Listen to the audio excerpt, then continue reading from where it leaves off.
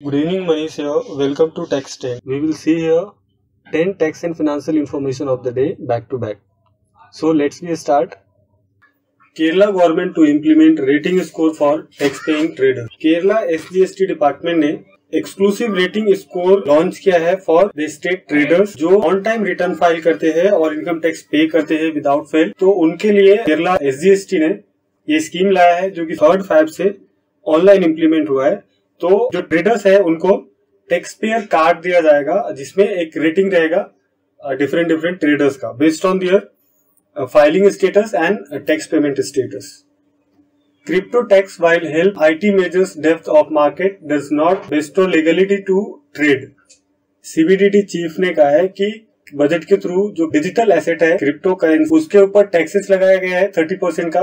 तो CBDT के chief ने कहा है कि क्योंकि अभी इसके ऊपर टैक्स लगे हैं और TDS भी लगा है सो एवरी ट्रांजेक्शन इसके ट्रैक होगी। तो CBDT का कहना है कि अभी ये टैक्सेस आने के बाद क्रिप्टो मार्केट इंडिया में कितना है, कंट्री में कितने हैं, वो उनको मालूम पड़ेगा, अंदाजा पड़ेगा कि वो कितने लेवल पे इसका क्रिप्टो करेंसी का या क्रिप्टो ट्रेड होता है कंट्री में। The Bombay High Court has quashed an order by the GST authority which had rejected the refund claim of Colgate global business service limited. Bombay High Court ने GST department का refund claim reject करने का जो order था वो deny कर दिया है, कॉज कर दिया है, बिकॉज जो डिप्टी कमिश्नर ऑफ GST थे उन्होंने रिफंड ऑर्डर रिजेक्ट किया था विदाउट कोटिंग एनी रीजन, जबकि अंडर रूल 92 सब रूल 3 ये फंड रिजेक्शन का रीजन डालना कंपलसरी होता है। तो इसके लिए बॉम्बे हाई कोर्ट ने जो GST अथॉरिटी का रिजेक्शन था उसको डिनाइड कर दिया है, कॉस्ट कर दिया ऑर्डर।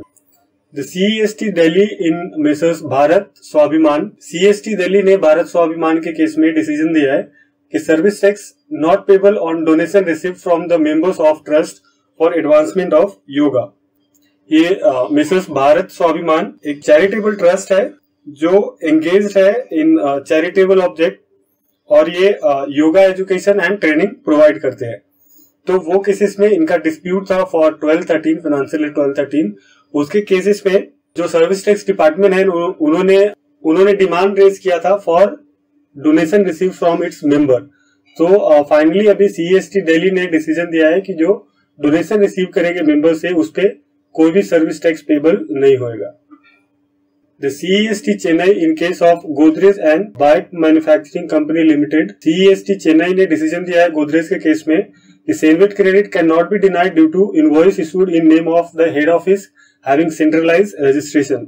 जैसे GST के अंदर टैक्स डिस्ट्रीब्यूटर होते हैं वैसे सर्विस टैक्स के अंदर सेंट्रलाइज्ड रजिस्ट्रेशन होते थे हेड ऑफिस का जो कि क्रेडिट डिस्ट्रीब्यूट कर सकते थे दूसरे ब्रांचेस में। तो डिपार्टमेंट ने सेनवेट क्रेडिट डिनाई कर दिया था जस्ट बिकॉज कि इनवॉइस इशू किए गए थे हेड ऑफिस के नेम में।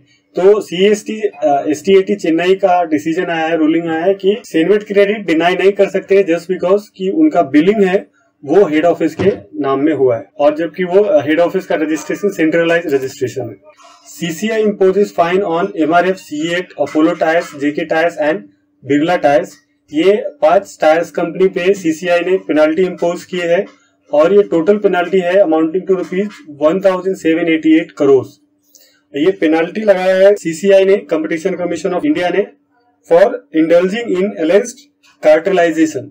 कार्टेलाइजेशन दैट मीन्स कि कुछ ग्रुप ऑफ कंपनी या फिर इंडिविजुअल एक प्राइस के ऊपर एग्रीमेंट करते हैं और वो फिक्स प्राइस रखते हैं तो उसको कार्टेलाइजेशन बोलते हैं। तो ये केसेस में इंडल्जिंग इन कार्टेलाइजेशन CCI ने, कंपटीशन कमीशन ऑफ इंडिया ने ये 5 टायर्स कंपनी पे 1788 करोड़ का पेनाल्टी लगाया है जिसमें 425 करोड़ अपोलो टायर्स के लिए, 622 करोड़ MRF के लिए, 252 करोड़ C8 के लिए, 309 करोड़ फॉर JK टायर्स के लिए एंड 178 करोड़ बिरला टायर्स के लिए पेनल्टी लगाया गया है।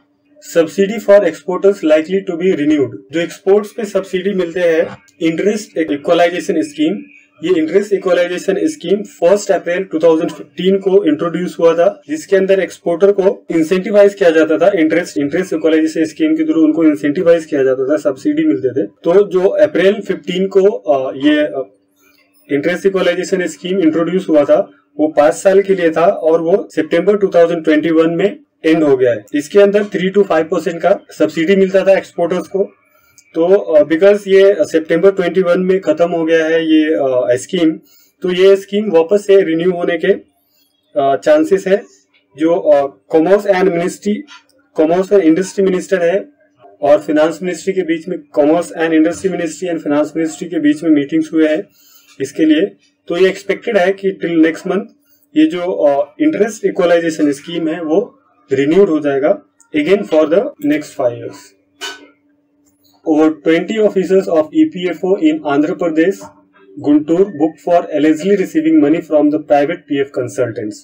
आंध्र प्रदेश गुंटूर में मोर देन 20 ऑफिसर्स को बुक किया है सीबीआई ने for allegedly receiving money from the private PF consultant. जो वहाँ पे प्राइवेट पीएफ कंसल्टेंट थे उससे जो पीएफ ऑफिसर्स है वो पैसे लेते थे थ्रू डिजिटल मोड, फोन पे, पेटीएम, इसके थ्रू। तो मोर देन 20 ऑफिसर्स को पकड़ा है सीबीआई ये केसेस के अंदर। Aggregate technical and commercial losses reduce from 21.5% to 20.93%।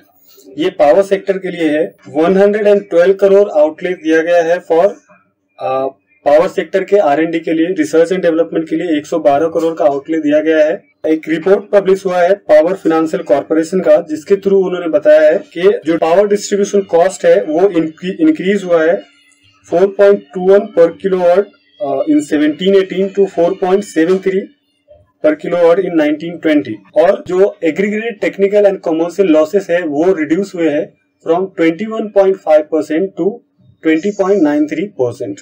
The Ministry of Minority Affairs implemented 3 scholarship schemes, namely pre-matric, post-matric and matric means। ये जो स्कॉलरशिप लाए गए हैं ये माइनॉरिटी कम्युनिटी के लिए स्कॉलरशिप लाए गए हैं। जो कंट्री में माइनॉरिटीज कम्युनिटी है, बुद्धिज्म, क्रिश्चियन, जैन, मुस्लिम, पारसी, सिख, ये सब कम्युनिटी के लिए ये स्कॉलरशिप स्कीम लाई है गवर्नमेंट ने, और ये ऑल ओवर कंट्री में एप्लीकेबल होगा। So thank you for your time. Share this video, subscribe my channel.